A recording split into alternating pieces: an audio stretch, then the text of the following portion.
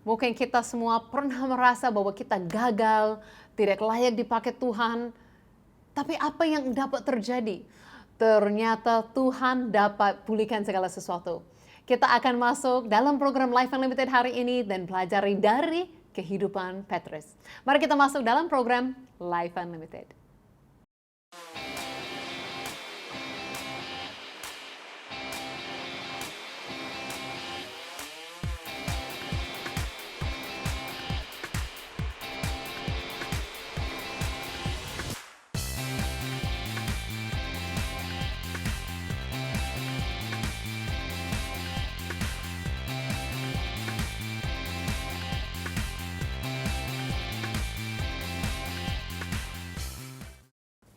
Halo kepada semua pemirsa Life Unlimited. Ya, hari ini kita akan belajar bersama-sama untuk keluar dari para kegagalan kita, kesalahan kita, dan izinkan Tuhan untuk memulihkan kita, ya, supaya Tuhan bisa pakai hidup kita semua.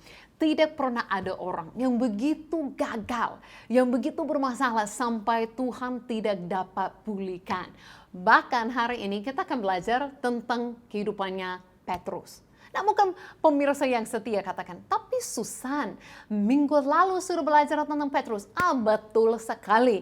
Ini adalah pelajaran hidup Petrus kedua. Oke? Kadang-kadang ada orang yang begitu banyak hal yang terjadi dalam hidupnya, kita bisa belajar banyak hal. Bagi pemirsa yang setia, mungkin minggu lalu sudah tahu bahwa kita belajar dari Petrus. Kita belajar bahwa Tuhan datang kepada Petrus saat dia lagi lakukan yang biasa-biasa, saat dia lagi tangkap ikan sebagai seorang nelayan. Dan Tuhan memanggil dengan janji bahwa Tuhan akan jadikan dia, transformasikan hidupnya menjadi yang tangkapnya penjala manusia. Orang yang menjangkau manusia, bukan saja cari ikan-ikan lagi. Dan Tuhan lakukan itu. Bahkan kita lihat Petrus diubahkan Tuhan begitu luar biasa. Dari dulu hanya orang nelayan biasa tangkap ikan, bahkan kadang-kadang gagal tangkap ikan. Pada waktu itu nggak dapat apa-apa sampai Yesus memberkati dia dengan banyak ikan.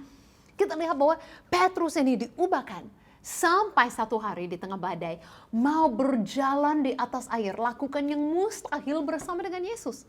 Wow, luar biasa sekali. Hidupnya Petrus diubahkan selama 3,5 tahun dia ikut Yesus. Tetapi Petrus ini bukan orang sempurna.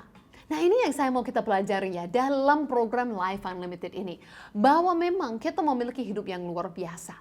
Tapi kita kadang-kadang sebagai manusia memang gagal. Memang kita lakukan kesalahan.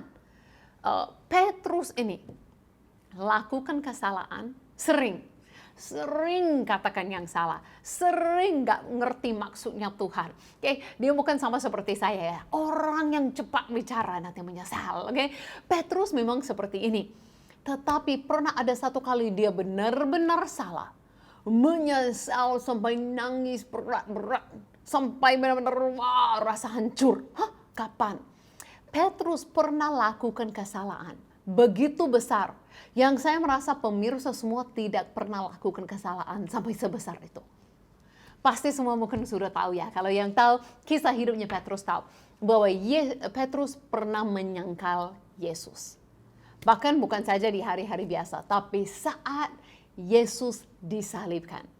Nah, Yesus pun pernah berkata bahwa ini akan terjadi sebelumnya. Saat mereka makan-makan bersama pada malam terakhir itu, Yesus pun katakan, kenapa? Karena Petrus lagi merasa dia hebat. Petrus lagi merasa, oh Tuhan, aku akan setia kepadamu sampai kapanpun lakukan semuanya. Yesus katakan, Petrus, kamu nanti malam ini pun akan menyangkal aku 3 kali. Petrus pun nggak mungkin percaya. Sampai saya lihat Petrus pun bukan saja itu yang salah-salah. Sampai nanti mereka pergi keluar ke Taman Getsemani dan itu Yesus mau ditangkap. Saat tentara itu datang untuk tangkap Yesus, Petrus yang ambil pedang. Gak tahu kok Petrus ada pedangnya ya. Kenapa lo seharusnya gak ada sebagai pengikut Yesus. Dan sepertinya mau potong kepala, tapi akhirnya hanya potong telinga dari seseorang itu.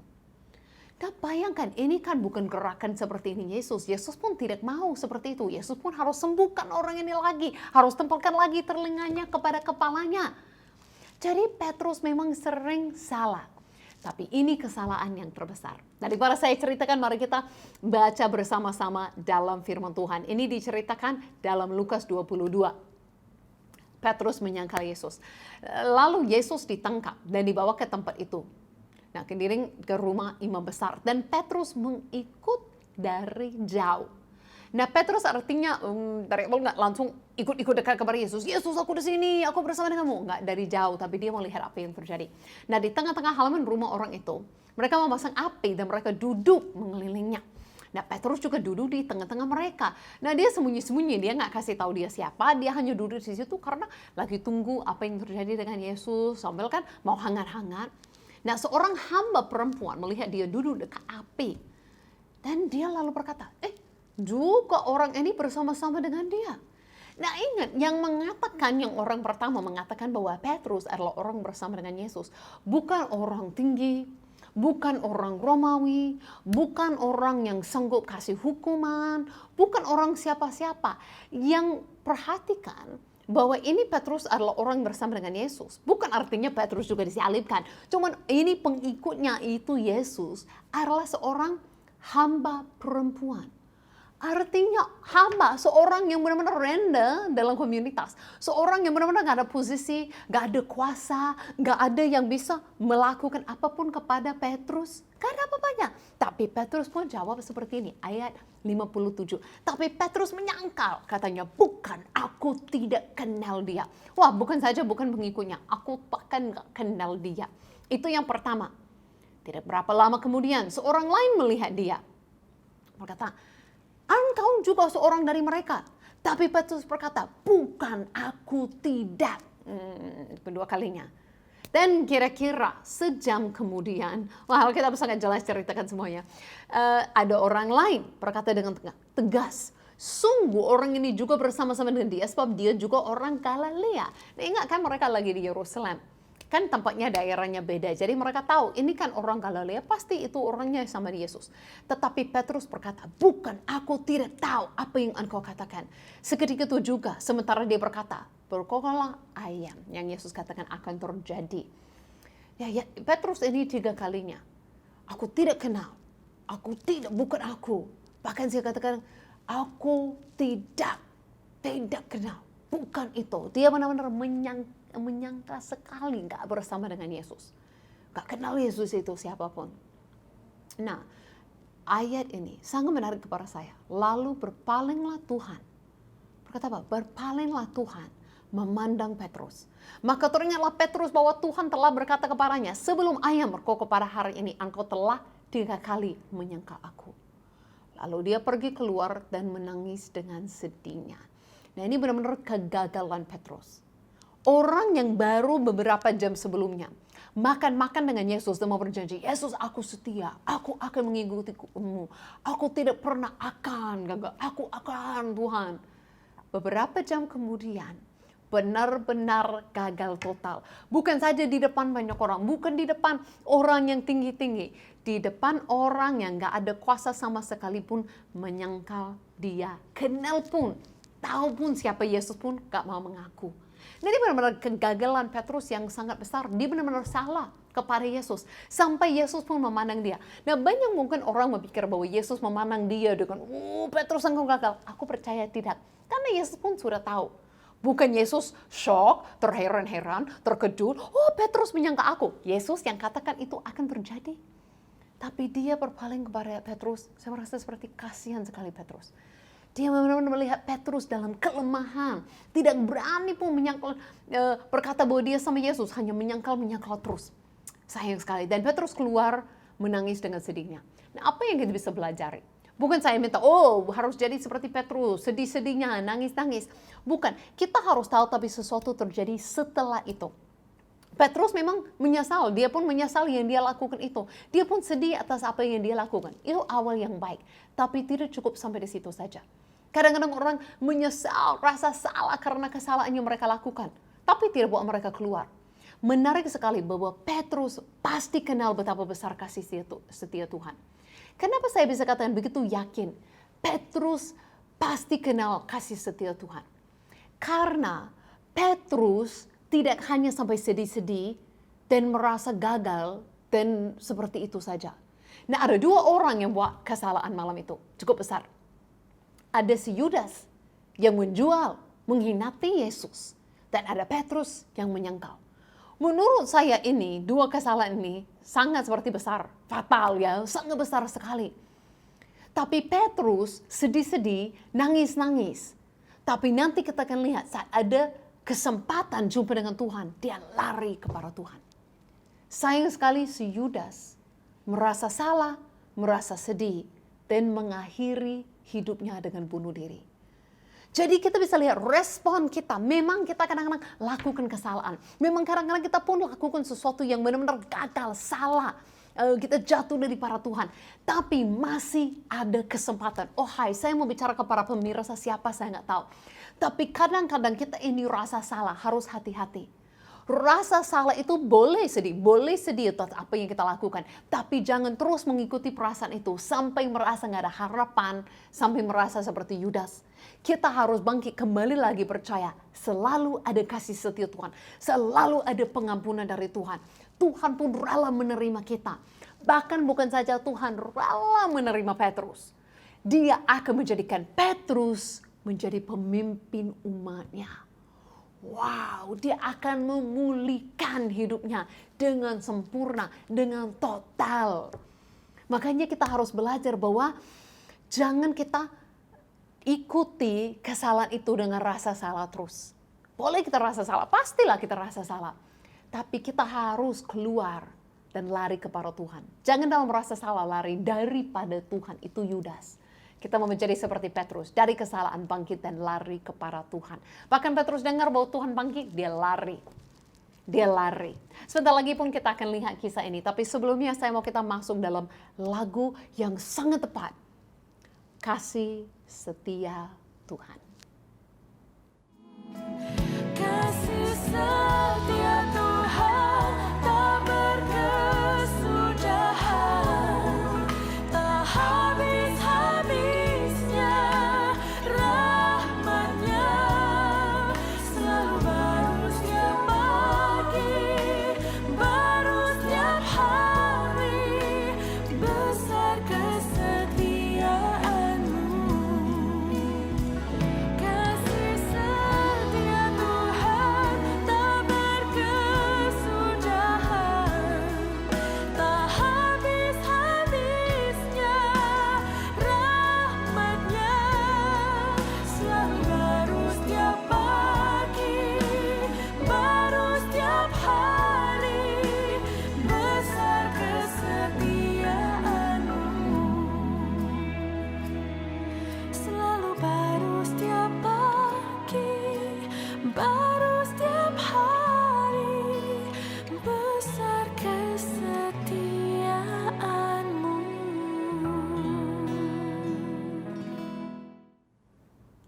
Amin, sangat luar biasa. Setiap hari itu baru. Setiap hari itu baru. Bagi Petrus, malamnya menyangkal Yesus 3 kali. Tapi besok paginya bangkit. Dan siap untuk yang baru. Nah, kalau Tuhan mau mengampuni dan memulihkan Petrus, muridnya di bawah dia 3 tahun masih menyangkal dia 3 kali. Tuhan mau pulihkan kita semua. Ada kesempatan, bukan saja kesempatan kedua, ketiga, keempat. Ada kesempatan yang baru, ada hari yang baru dari para Tuhan. Bahkan satu kisah yang saya sangat suka seperti ini. Bukan saja setelah Tuhan bangkit menampakkan diri kepada muridnya. Nah, satu hari Petrus mau pergi tangkap ikan. Nah, ini menurut saya mungkin salah sedikit karena seharusnya kan kita udah belajar minggu lalu. Yesus memanggil Petrus bukan untuk tangkap ikan lagi, tapi untuk cari manusia. Tapi Yesus sudah bangkit. Petrus pergi cari ikan lagi. Oke, tapi nggak dapat apa-apa. Pernah terjadi nggak dapat apa-apa. Dan pernah Yesus minta dia untuk cari dari yang samping lainnya, dan dia dapat banyak. Itu waktu Yesus memanggil dia. Jadi ini sekali lagi, kedua kalinya, ya Petrus nggak dapat apa-apa. Dia dengar dari suara seseorang yang ada di pinggir pantai itu. Berkata apa? Pinggir danau itu, berkata apa? Cobalah dari samping.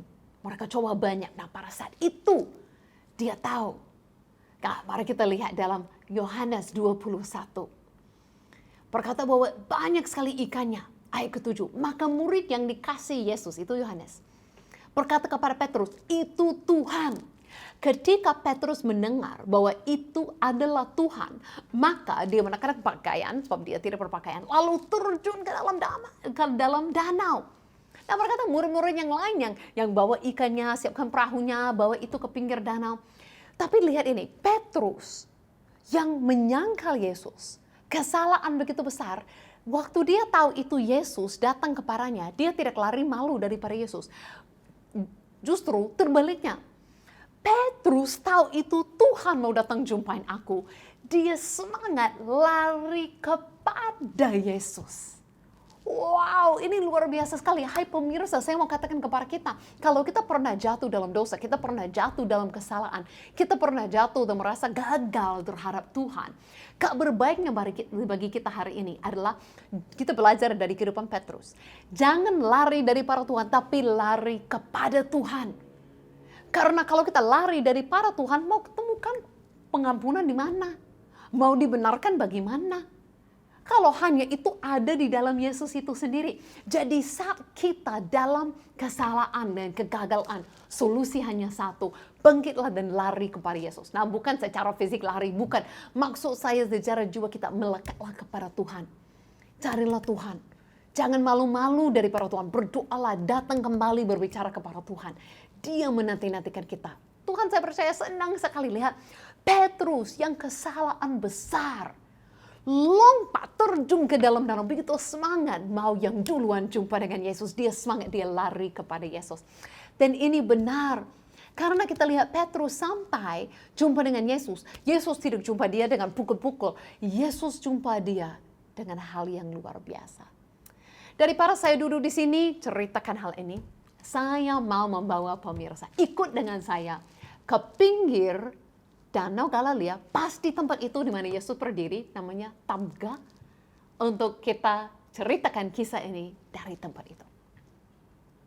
Mungkin kita tahu setelah Yesus bangkit dari kematian, ada berapa kali selama 40 hari dia datang dan menampakkan diri kepada murid-murid untuk membuktikan kepada mereka bahwa dia sudah hidup. Nah, tempat yang ketiga di mana saya berdiri hari ini. Yesus datang dan memang saat itu murid-murid bukan sibuk dengan pelayanan, sibuk dengan hal-hal untuk Yesus, tapi mereka sibuk dengan kembali lagi ke pekerjaan awal mereka. Apa itu?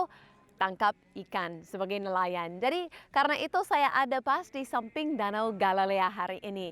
Nah, saat itu Yesus datang menampakkan diri kepada mereka. Dia lakukan sesuatu yang luar biasa untuk seseorang yang adalah Mesias, adalah Tuhan segala Tuhan, Raja segala Tuhan. Sudah bangkit dari kematian, kalahkan maut, tapi apa yang dia lakukan untuk murid-muridnya?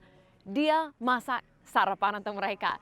Wah, ini benar-benar luar biasa ya. Untuk Tuhan mau datang masak sarapan. Ini yang dia lakukan. Ini adalah waktunya di mana dia mau pulihkan Petrus.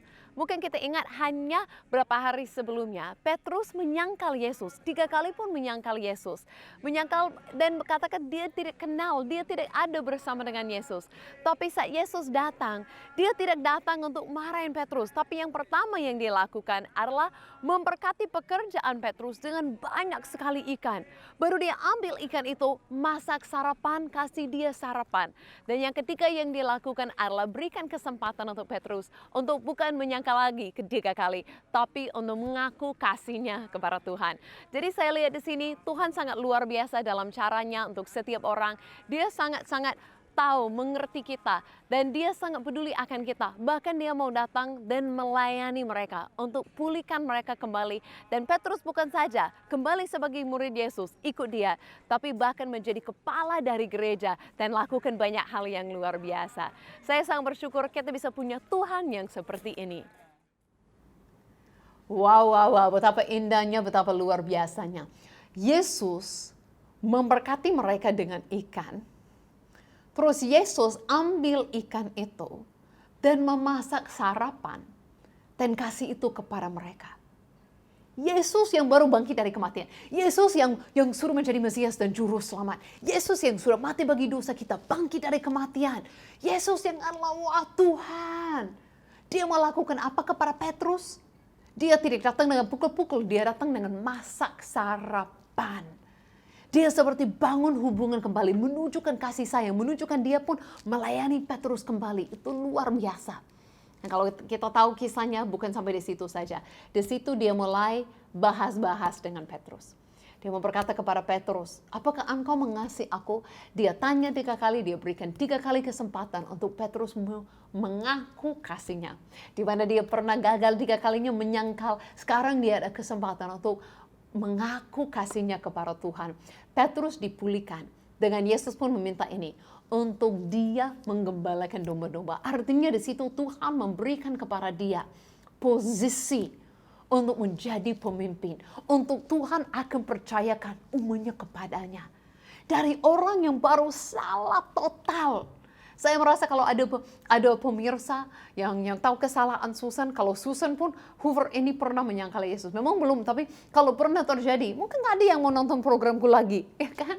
Kalau tahu itu. Tapi yang luar biasa sekali, Petrus menyangkal Yesus. Dan ini hanya kan waktunya, gak banyak loh. Dari dia menyangkal Yesus kan, Yesus hanya mati 3 hari, setelah itu menampakkan diri kepada mereka selama 40 hari dalam 2 bulan. Ini semua kejadian dalam 2 bulan. Dan Yesus pulihkan Petrus dan berkata, engkau yang jadi pemimpin. Bahkan aku percayakan banyak orang kepadamu. Dan betul kita akan lihat karena Tuhan menyertai, curahkan rohnya kepada Petrus. Petrus melakukannya. Apa yang kita belajar hari ini? Kita belajar hari ini untuk jangan terus bergumul dan jatuh dan tidak bangkit daripada kesalahan, dari kegagalan. Tapi kita belajar hari ini, apapun kesalahanmu, apapun kegagalanmu, apapun pernah jatuh di mana daripada Tuhan, jangan lari daripada Tuhan, lari kepada Tuhan. Hanya di dalam Tuhan dapat dibenarkan, hanya di dalam Yesus dapat diampuni, hanya di dalam Yesus ada pemulihan yang sempurna bagi hidupmu. Bahkan bukan saja Tuhan mengampuni Petrus, oke Petrus diampuni untuk itu. Bahkan dipulihkan sampai terima posisi jadi pemimpin. Karena mungkin mengalami kesalahan Petrus seperti itu. Bukan Petrus jadi cukup rendah hati untuk siap menolong orang lain yang juga pernah lakukan kesalahan. Ada ayat yang sangat istimewa luar biasa bagi kita dalam Ibrani 10, dan ini adalah ayat-ayat kesukaan saya karena janji Tuhan yang luar biasa. Saya ini manusia. Dan saya sebagai manusia tidak sempurna, jadi perlu ayat ini, perlu janji Tuhan ini. Ibrani 10 ayat 17, ini janji Tuhan. Dan aku tidak lagi mengingat dosa-dosa dan kesalahan mereka. Ini janji Tuhan bagi kita. Nah sering sekali kita yang ingat dosa kita. Kita mungkin yang ingat dosa, kita rasa salah, nah seperti saya katakan, boleh kita sampai rasa sedih, rasa salah. Tapi uruskan itu sama Tuhan. Bereskanlah itu sama Tuhan. Diampuni oleh Tuhan, selesai. Jangan kita bergumul merasa tidak dapat diampuni, merasa begitu salah, tidak ada harapan. Itu cara Yudas dan itu bahaya. Itu bukan dari Tuhan. Yudas dan Petrus tidak jauh beda kesalahannya. Satu merasa tidak ada harapan dan sampai habis. Tapi satu lari kepada Tuhan, terima pengampunan. Dan dipulihkan dan dipakai Tuhan dengan luar biasa. Makanya kita harus tahu bahwa Tuhan selalu bersedia mengampuni kita. Dan kenapa nggak ingat lagi dosa?